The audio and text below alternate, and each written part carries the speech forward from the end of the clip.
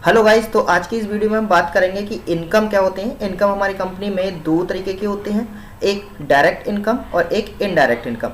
Direct income का मतलब होता है जो हमारी कंपनी में जो भी हम वर्क कर रहे हैं उस वर्क से डायरेक्टली हमारी जो प्रॉफिट होता है, जो भी इनकम होती है वो सारी हमारी इनकम कहलाती है। एग्जाम्पल के लिए हमारी कोई कंपनी है जिसमें हम प्रोडक्ट को किसी सेल करते हैं, हम कीबोर्ड सेल कर रहे हैं, माउस सेल कर रहे हैं, इलेक्ट्रॉनिक्स का सामान सेल कर रहे हैं, फर्नीचर सेल कर रहे हैं, या एनीथिंग्स कोई भी प्रोडक्ट हो सकते हैं। अगर उनकी सेल से हमें होती है तो वो हमारी डायरेक्ट इनकम है।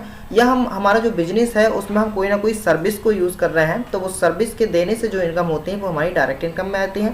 साथ में डिलीवरी चार्ज, उस सामान को पहुंचाने में, लाने में जो हम एक्स्ट्रा चार्ज उनसे लेते हैं, वो सारी चीज़ें हमारी डायरेक्ट इनकम मानी जाती हैं।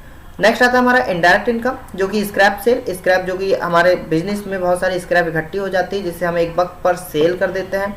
रेंट, अगर हमने अपने किसी मशीन को या किसी बिल्डिंग्स को, किसी रूम के लिए हमने रेंट पे उठाया हुआ है तो उससे होने वाली इनकम्स हमारी इनडायरेक्ट इनकम रहेंगी। जो भी बिल्स होते हैं वो सारे रिसीव अगर होते हैं तो वो हमारी इनकम होंगी। एक बात याद रखना, रेंट जो होते हैं वो पेमेंट भी होते हैं और रिसीव भी होते हैं।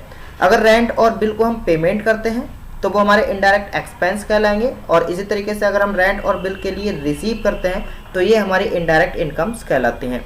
साथ में डिस्काउंट का भी यही सीन रहेगा कि अगर डिस्काउंट को हम पे करते हैं, कोई सामान हम खरीदने गए हैं तो वहाँ से हमें डिस्काउंट रिसीव होगा तो इनडायरेक्ट इनकम कहलाएगा।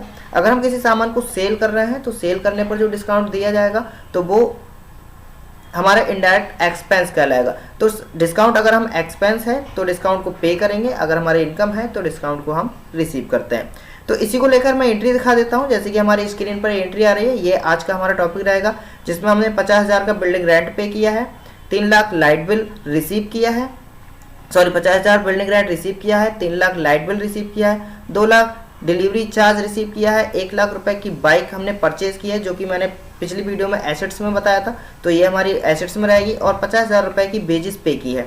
तो बेजिस पे का मतलब है कि हमारा ये एक्सपेंस रहेगा। इसमें मैंने फिक्स्ड एसेट्स और एक्सपेंस को मिक्स करके ये एंट्री बनाई हुई है जिसमें ऊपर की हमारी 3 एंट्रीज इनकम की हैं और 2 एंट्री हमारी एसेट्स और एक्सपेंस की रहने वाली है। तो चलिए हम ले चलते हैं आपको अपनी टैली की स्क्रीन पर। तो जैसे कि अभी हम टैली की स्क्रीन पर आ चुके हैं और यहाँ पर हमारा अभी कोई भी वर्क नहीं है, इसमें पुराना वाला सारा वर्क मैंने यहाँ पर डिलीट कर दिया है, तो शुरू से ही हम देखेंगे। तो सबसे पहले हम लेज़र को बना लेते हैं। इसमें एक और चीज़ मैं आपको बता देता हूँ कि लेज़र जो होते हैं वो हमारे 2 तरीके से बनाए जाते हैं। एक हम यहाँ पर सिंगल लेज़र में बना सकते हैं, दूसरे हम यहाँ पर मल्टीपल लेज़र का यूज़ करके बना सकते हैं। तो सिंगल लेज़र में तो पहले से अब तक हमने सारी एंट्री सिंगल में ही करी हैं, आज हम अपने टॉपिक में मल्टीपल लेज़र को भी देख लेते हैं। तो मल्टीपल लेज़र में जाएंगे। मल्टीपल लेज़र में सबसे पहले यहाँ पर अंडर ग्रुप पूछा जाता है। तो ग्रुप में हमें क्या करना है, देखो यहाँ पर ये सारे ग्रुप आ रहे हैं कि हमें कौन सा डाटा क्रिएटर में लेना है, डेप्टर्स में लेना है, एसेट्स में लेना है, एक्सपेंस में लेना है। अगर इसमें से कोई भी एक जैसे हमारे लेज़र आते हैं तो उसको हम सिलेक्ट कर सकते हैं, वरना यहाँ पर अंडर ग्रुप में हम ऑल आइटम को सिलेक्ट कर लेंगे। ऑल आइटम को सिलेक्ट करने के बाद यहाँ पर नाम आने लगता है कि हम लेज़र का नाम क्या रखेंगे, और साथ में जो भी हम यहाँ पर नाम रखेंगे यहाँ पर अंडर में ग्रुप सिलेक्ट करते रहेंगे तो हमारे एक ही साथ कई सारे लेज़र बनकर तैयार हो जाएंगे। तो अभी मैं एक कैपिटल अकाउंट का लेज़र बना लेता हूँ।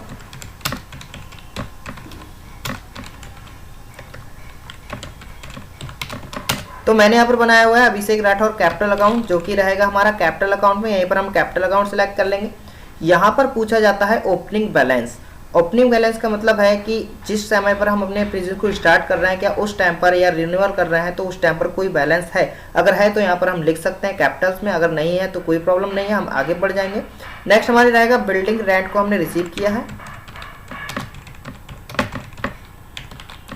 तो बिल्डिंग रेंट रिसीव का मैंने लेज़र बनाया है जो कि हमारा रहेगा ये इनडायरेक्ट इनकम के अंदर। तो यहाँ पर देख सकते हैं इनकम है, डायरेक्ट है, इनडायरेक्ट है, इनडायरेक्ट एक्सपेंस है और इनडायरेक्ट इनकम है। हमें इनडायरेक्ट इनकम को सिलेक्ट कर लेना है।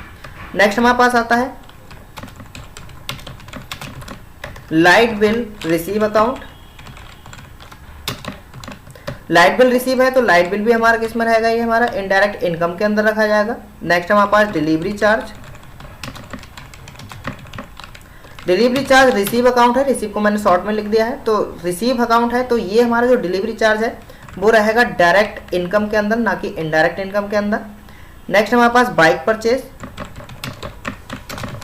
बाइक जो रहेगी ये हमारे फिक्स्ड एसेट्स में रहेगा। पिछली वीडियो मैंने एसेट्स की बनाई थी, उसमें आप लोग देख सकते हैं एसेट्स में कौन सी चीज़ें रहती हैं, तो इसे हम फिक्स्ड एसेट्स में रखेंगे। बाकी हमने बेजिस को यहाँ पर पे किया है।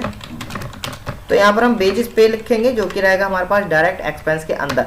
तो ये हमारी एक्सपेंस की एंट्री रहेगी, बाकी ऊपर की हमारी इनकम की एंट्रीज हो जाती हैं। एंटर प्रेस करते हुए इसे एक्सेप्ट कर लेंगे और ये हमारे इनकम के सारे लेजर बन चुके हैं। डिस्प्ले में आकर हम चेक कर सकते हैं, अभी ये सारे लेजर हमारे बन चुके हैं, लेकिन एंट्री इसमें अभी एक भी नहीं है। डिस्प्ले में आकर हम डे बुक देख सकते हैं, यहाँ पर ट्रायल बैलेंस देख सकते हैं। अभी हमें क्या करना है, सब में एंट्री करनी है। तो एंट्री करने के लिए हम सीधे कहाँ पहुँचेंगे, अकाउंटिंग वाउचर। और अकाउंटिंग वाउचर में सबसे पहले एंट्री हमारी हो जाती है रिसीव के अंदर। रिसीव के लिए जाएंगे हम F6 में, कैश, बिजनेस स्टार्ट किया है, कैपिटल अकाउंट जो कि मान के चलते हैं हम यहाँ पर 15 लाख में, 15 लाख में बिजनेस को स्टार्ट किया गया है और एंटर प्रेस करते हुए हम इसके लिए एक्सेप्ट कर देंगे। नेक्स्ट हमने बिल्डिंग रेंट को रिसीव किया है, लाइट बिल को रिसीव किया है। ये सारी एंट्री हमारी रिसीव में होंगी, ना कि ये पेमेंट में होंगी। पेमेंट में हमारी सिर्फ एक्सपेंसेस की और एसेट्स की करनी होती है। इनकम की हमारी एंट्री रहेगी रिसीव में। तो ऊपर हमने कैश को सिलेक्ट किया है, यहाँ पर आ जाएगा हमारे पास ये बिल्डिंग रेंट रिसीव जो कि रहेगा 50,000। 50,000 का हमने बिल्डिंग रेंट को रिसीव किया है। एंटर प्रेस करते हुए इसके लिए भी हम एक्सेप्ट कर देंगे।